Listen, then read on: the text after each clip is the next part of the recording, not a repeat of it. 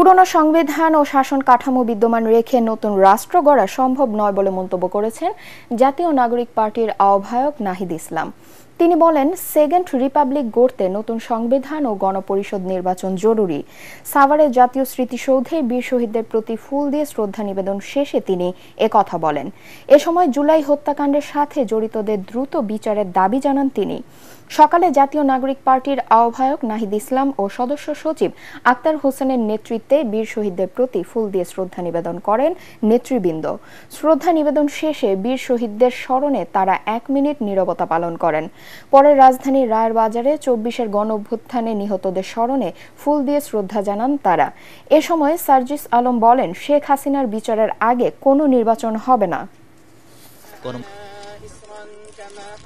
জুলাই গণঅভ্যুত্থানে সংগঠিত যে গণহত্যা, সে গণহত্যার বিচার দ্রুত সময়ের মধ্যে কার্যকর দেখতে চাই এবং বিচারিক প্রক্রিয়ার মাধ্যমে আওয়ামী লীগের রাজনৈতিক ফয়সালা এই বাংলার মাটিতে করতে হবে।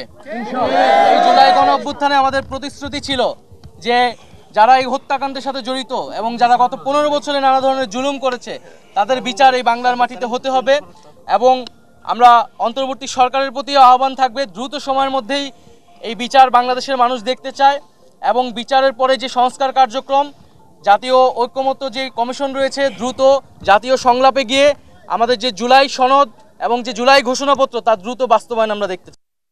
ভিশনের ফুলঝুরি মেগা অফারে ফ্রিজ কিনলেই পাচ্ছেন 16 পিসের আকর্ষণীয় গিফট বক্স একদম ফ্রি। ইউক্রেনের সব ধরনের সামরিক সহায়তা স্থগিত করেছে যুক্তরাষ্ট্র। বার্তা সংস্থা রয়টার্স এবং সংবাদ মাধ্যম বিবিসিকে এ কথা জানিয়েছেন হোয়াইট হাউসের কর্মকর্তারা। গত সপ্তাহে হোয়াইট হাউসে ইউক্রেনের প্রেসিডেন্ট ভলোদিমির জেলনেস্কির বাকবিতণ্ডার পর এই সিদ্ধান্ত নিলেন মার্কিন প্রেসিডেন্ট ডোনাল্ড ট্রাম্প। হোয়াইট হাউসের কর্মকর্তারা জানিয়েছেন, ট্রাম্প শান্তির দিকে মনোনিবেশ করেছেন। আপাতত সামরিক সহায়তা বন্ধ করে রাশিয়া ইউক্রেন যুদ্ধ পরিস্থিতি পর্যালোচনা করবে যুক্তরাষ্ট্র।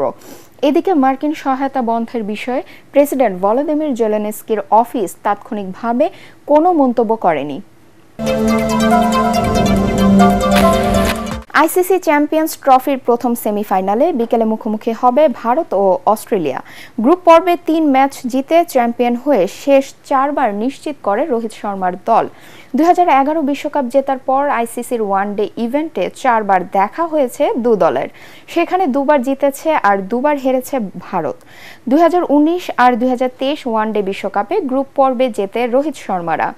আর 2015 বিশ্বকাপের সেমিতে ও 2023 বিশ্বকাপের ফাইনালে হারের হতাশা নিয়ে মাঠ ছাড়তে হয় তাদের।